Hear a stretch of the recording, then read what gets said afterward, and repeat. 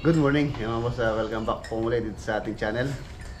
Ayan, kape muna po tayo. Nandito po tayo sa farm. Ay, sarap ng kape pagka ganitong panahon. Medyo makulimlim, gawa ng meron po yatang bagyo.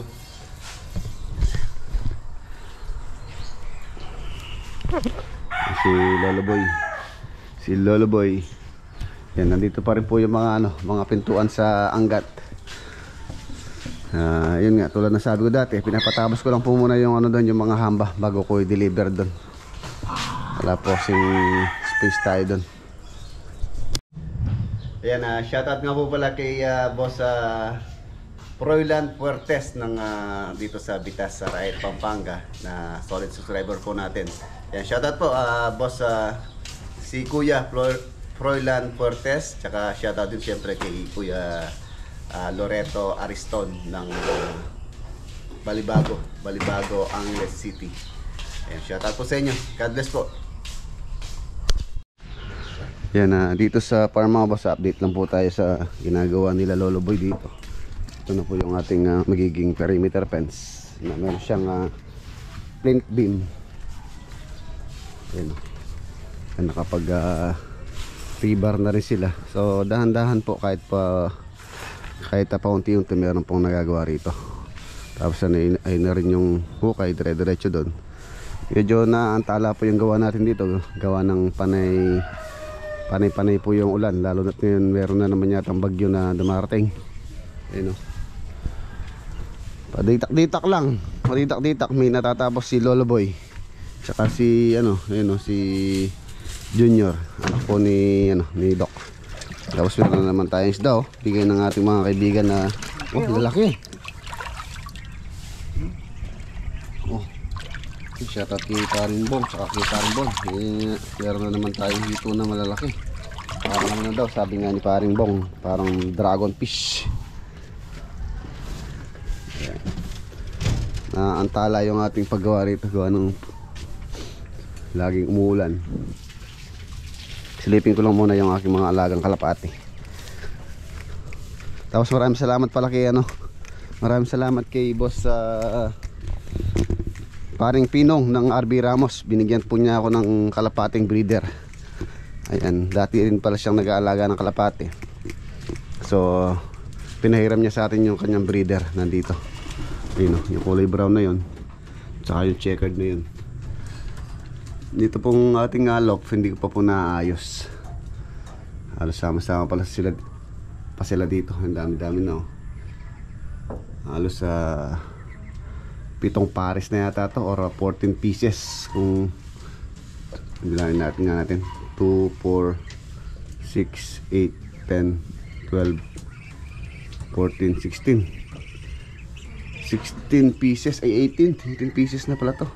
Binigyan din pala ako ng pinsan ko, si Buboy, Master Buboy, tsaka si Master Alfred. Mga pinsan ko rin po na nangangalapati yan. So binibigyan po nila tayo ng mga magandang klaseng kalapate. Ayan. Hindi ko po binibili yan. Halos lang yan, bigay lang po halos lahat yan. Ayan. Ayan yung mga breeder natin dito. Tingnan natin. Tingnan natin yung aking mga breeder. Iba po rito, medyo marunong na dito, na napapakawalan ko na. Yan, dito magandang klase ditong nakaiwalay yun. Pares ko yan. Laki ng ilong. Pagka may time tayo, gagawa ako ng magandang lock. Ano sila. Tapos ito meron din tayo dito. Ayan, pares ko sila. Ang gandang klase.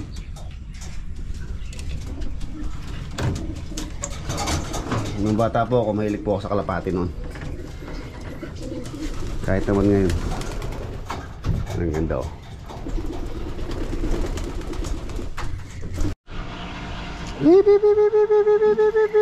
May mahalagang din na.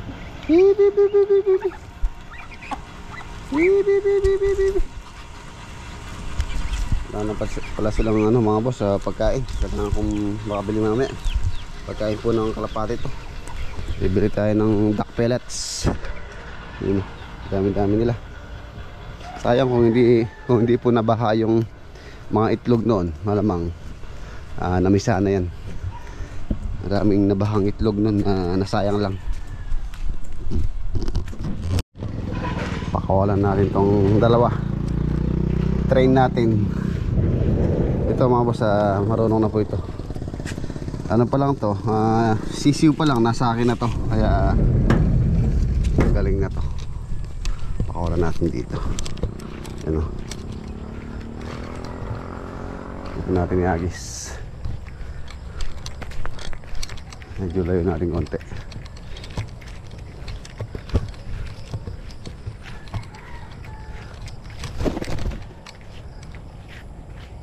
Ala,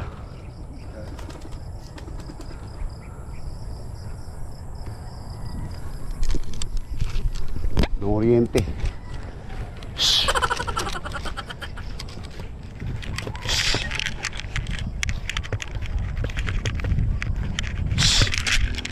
Okay.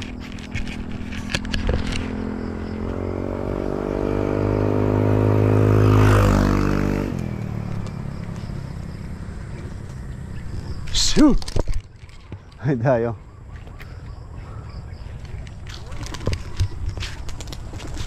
Yun. Para masanay. Para masanay sila.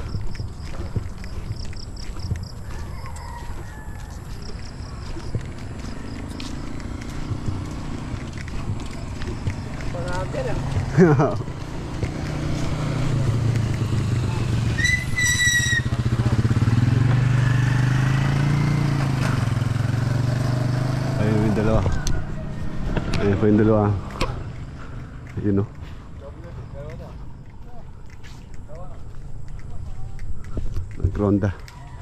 Nagronda sila. Hindi, mga iba hindi marunong po yun. Ayun o. Ayun o. Bumaba na dun.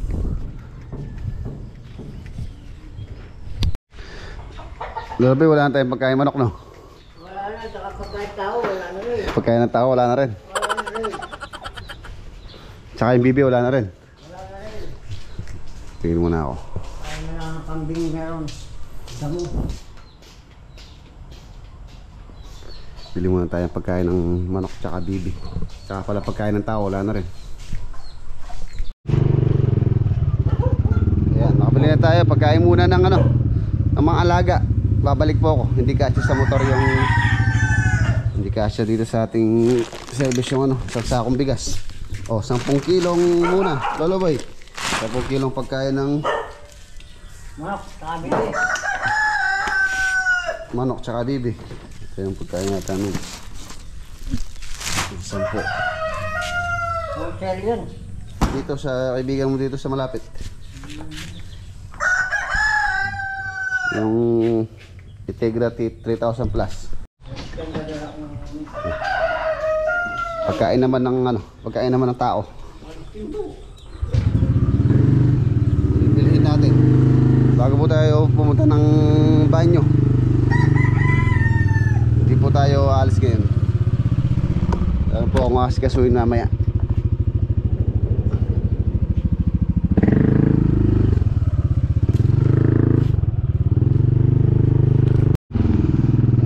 Tayo. Muna tayong isang sakong bigas. Buo pandan. Yar, lagay mo dun to.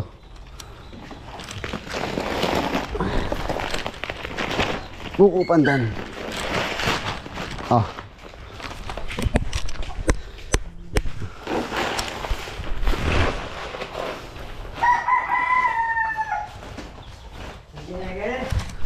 Okay.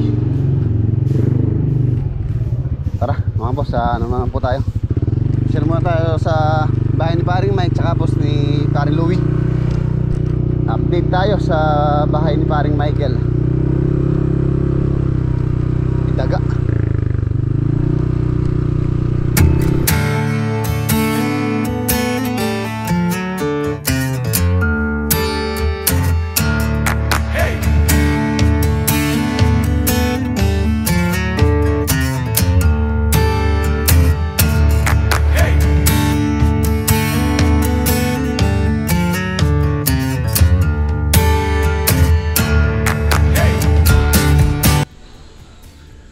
Ayan na mga boss, nandito na po tayo. Bahay ni paring Michael, tapos si Par Louie. Wala po palang gumagawa ngayon dito. Absent pa yung isang nagtatambak natin dun sa may pwesto ng ating nung ano ni paring Mike, poso. Pinatambakan ko po kasi yun para ma-flooringan. So napuno naman niya kahapon, pero ngayon hindi siya nakapasok. Tapos si Alvin dito muna gumawa kay Pan Louie. Pinasingit niya tong kanyang temporaring bakod. Tapos nagpapalagay siya ng ano doon, solar lights. Ayun na yung ilaw. So ngayon wala po akong gumagawa ngayon dito. Halos ano naman po kasi dito, ayun na lang i-ano natin dito, i-gagawin natin or tatiles yung sa may terrace, tapos spandrel. Ayan, susukatin ko po ngayon para ma-estimate natin kung ilang tiles ang kailangan at kung magkano po ang magiging budget itong tiles sa terrace sa taas, tapos yung spandrel sukatin natin para mabili ko na rin yun. Tapos yun pagka na-flooringan na po yun, so pwede na natin ilipat yung Jetmatic para yung tubig dito sa bahay sa malinis na.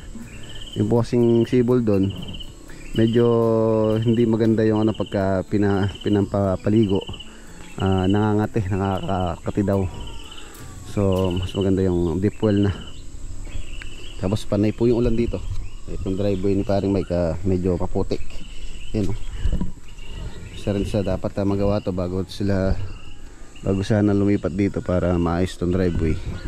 Pagkapos hindi na semento to, lumipat na sila paring April, mahirapan po sila dito lalo na pagka umuulan. Hindi makakapanik yung mga service nilang motor. Kailangan di maayos ito. Yan driveway Ayan, ito na po yung temporaring bakod ni paring Louie. Ayan, pinasingit muna niya. Siguro hanggang bukas matatapos na si Alvin dito. Mako-continue na natin yung paggawa dito sa bahay ni paring Mike. Ay, kapal. Sus, putik. Ayun lakit. Kapal. Biglang bumigat ang ating sapin sa paa. Ayan lang, ayan ko lang lilisin. Ayos-ayos naman po dito na. Tapos ang importante din dito, syempre pagka lumipat na sila, yung security grills nakalak siya. Ayun po yung lock nya. Bale susi siya. Syempre kailangan din ng security grills to. Kung walang security grills to, babasagin lang to. So ano naman po ito, parehas na susian dito. Ayan, hindi mo naman mabubuksan yan kung wala ang susi din. Kahit basagin mo to, sabagay makakapasok ng tao dito sa laki nito. Kailangan talaga ng security grills to. Ayan. Tapos ayan, tambakan na po kapon. Kaya lang yun nga, hindi nakapasok yung ating isang kasama para sana matamper, ma-prepare para ma-flooring, para mailipat na po yung pump dito. Siguro susulok na lang natin yung kanyang tangke. Ayan. Sukatin ko muna yung tiles sa taas tsaka yung spandrel para ma-estimate po natin magkano pa yung ilalaan nating budget. Ayan dito, ayos, malinis-linis na rin. Tayo natin itong ilaw. Ayan o.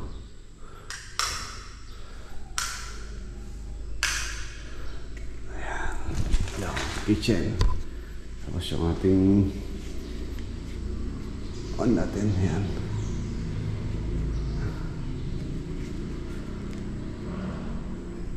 Kitchen. Ito, hahanap po ako ng power supply na mas malakas yung mukhang hindi kaya kasi ng power supply niya yung strip light nagbe-blink. Tapos dito sa master malinis na rin. Actually pwede na pong lipatan to kung gustuin lang nila. Kaya lang yun nga, mas gusto ni paring Mike na secure yung kanyang family pagka lumipat. CR PCR na functional naman po na ito.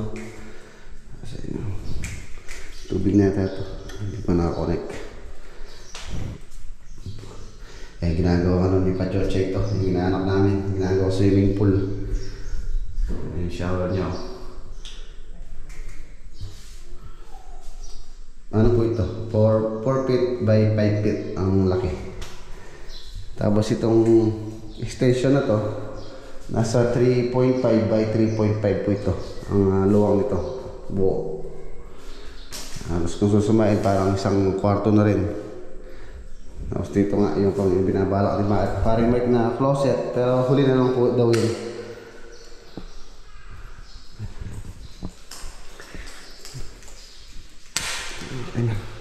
Invisible door. Invisible door. Yun yung kitchen. Meron siyang island, parang island na malapad na. Pwede nang gawing ano nga ito kung gusto lang nila. Pwede maglagay ng 3 upuan dito. So magiging, pwede na rin maging breakfast nook o dining table. Taas. Tingnan natin. Silipin ko muna yung mga boss, yung pong estimate natin sa tiles. Wow. Ang linis na rin dito. Yun ang lock set dito. Kulang pa. Isa na lang. CR. Malinis na.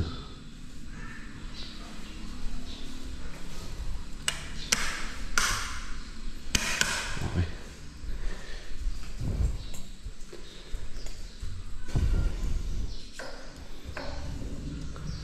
Ayos naman po dito.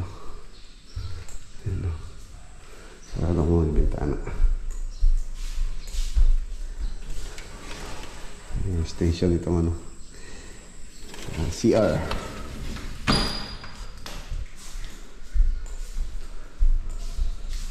Tapos itong isang kwarto, may access din siya dito sa main. Race. Ayan. Yun o. Sukatin ko po ngayon para mabilang ko kung ilang pirasong kakainin dito at kung magkano.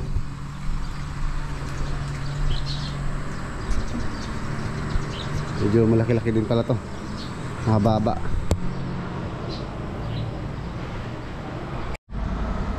Ayan na mga boss, nasukatan ko na po siya. Ito pala ang total floor area nito.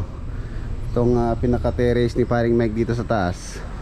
Ang floor square meter niya, total square meter is 50. Halos 40 something siya. Siyempre yan natin yun, sobra na natin. Halos nasa 50 metro kwadrado itong terrace na to. So ibig sabihin sa ilalim tapos sa taas halos same lang po ito. 50 tapos 50 sa taas is pumapatak ng 100 square meter. Tapos i-add pa natin itong itong pinakabahay. Ano po ito? Halos nasa 70 square meter sa ibaba floor area. Tapos siyempre times 2, 140 plus 100 equals 240 square meter total floor area nitong bahay ni paring Mike. Hindi pa kasama yung in-extend natin. In-extend natin dito. Ayan, itong in-extend natin 3.5 by 3.5 po yan. Isa nasa 12 square meter ata yun, 12.25. So halos pumapatak po ng tong total floor area nitong bahay ni paring Mike nasa 240 plus 12, sabihin natin 13, nasa 253. 240 plus 13 equals 253. Ayan, kung hindi ako nagkakamali mga boss. Yan po ang total floor area nitong bahay ni paring Michael. Medyo malaki-laki din pala. Kaya kung mapansin nyo, malaki-laki na rin po yung nagastos ni paring Mike dito. Tapos yun nga, yan natin itong tiles na gagamitin natin dito sa terrace ni paring Michael. Nasa 50 square meter. Ang pagko-complete ko po sa tiles, yung 60 by 60 po kasi 0.6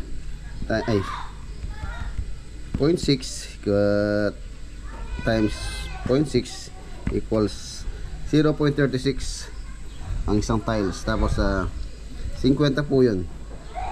For example, yung inyong bahay sa 50 square meter, ito yung kukoberan natin, divide natin sa 0.36. Ito, makukuha po natin yung exact number nya, yung kailangan natin ang tiles na co-cover dito sa 50 square meter. Nasa 138.888 na piraso.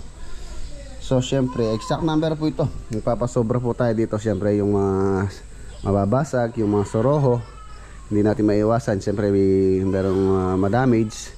So siguro kukuha na ako dito at least mga 145 to 150 pieces na.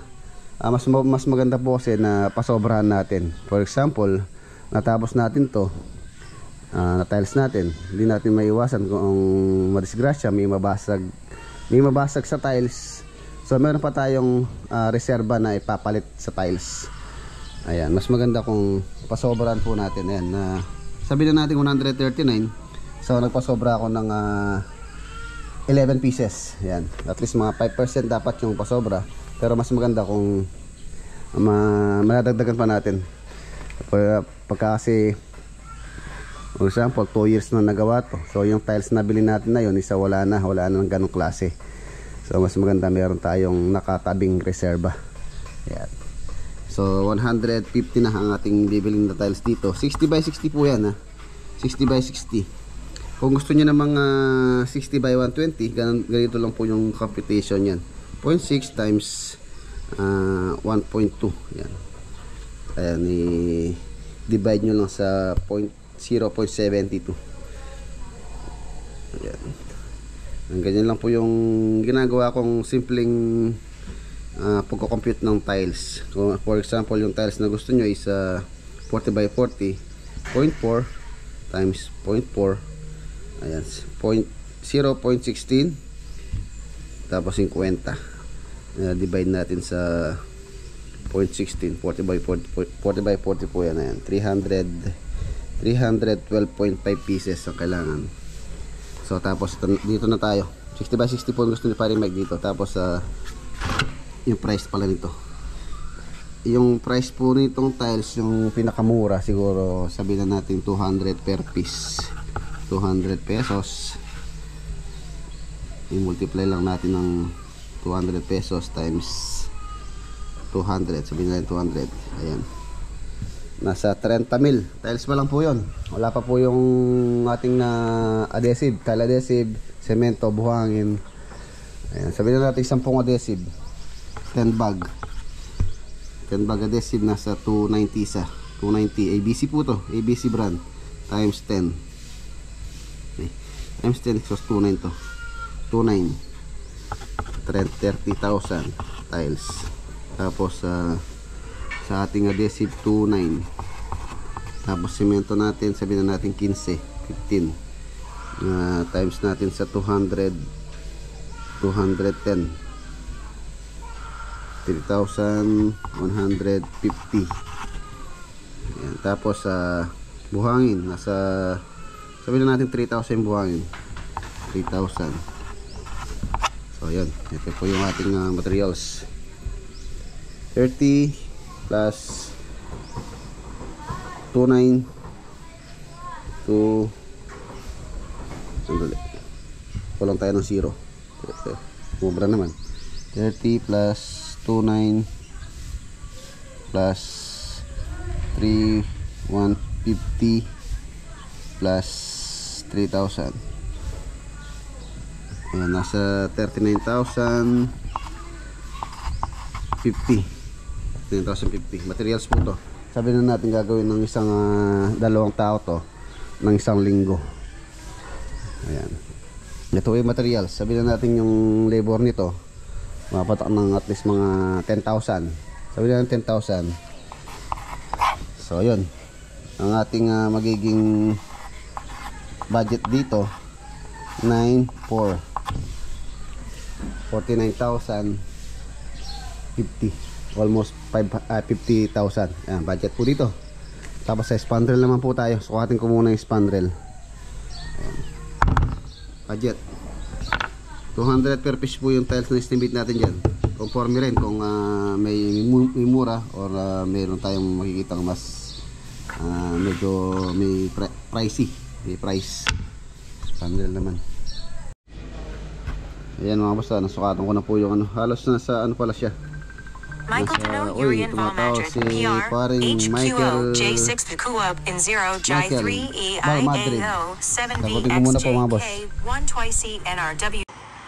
Ayan, humaba po yung aming usapan ni paring Mike na nangumusta. Tapos nag-update tayo kung ano ng status nitong kanyang dream house. So nasa na ba tayo? Ayan, ito, nasa 39 linear meter yung pong yung spandrel. Linear meter, ibig sabihin yung pong haba. Pinaka-perimeter niya, linear meter. 39 meters. Ang gagamitin po nating spandrel dito isa yung 4 inches or 10 centimeter. Ang isang metro po, linear, isang metro, kumakain po ng 10 yan. Sabi na, siyempre, 10 centimeter times natin sa 10 is 1 meter. 100 centimeter. So, 39 linear meter, multiply natin sa 10. So, ayun, 390 pieces. Pieces po ito, pieces. Tapos, yung cut nito, or yung haba nito, nasa 85 centimeter po yung haba, yung pinakaluwang ng eaves or yung ating alero. Ang ano po niya ay sa 85 cm. Kung susumahin mo sa pit, per pit po kasi yung spandrel.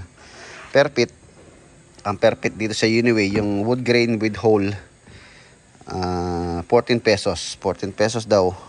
So 14, i-multiply natin sa, sabi na natin 3 feet to. Dahil halos 3 feet na po ito eh. Alanganin naman sa, sa 2.5. So, sabi na natin 3 feet times natin or multiply natin sa 3 equals nasa 42 pesos pala isa. 42 pesos. Kung di ako nagkakamali sa price niya mga bossing pero update ko rin kayo kung pagka naka-order na ako kung magkano. May hole na po ito. Cut sa 85 cm. Ibig sabihin pagka in-order po natin yan na ano na siya, putol-putol na. 85 cm lahat. So may labis na po yan. So kailangan natin ng 390 pieces. Ayan, 390. Tapos multiply natin sa magkano ba yan? 42 pesos. Ayan, nasa 16,380.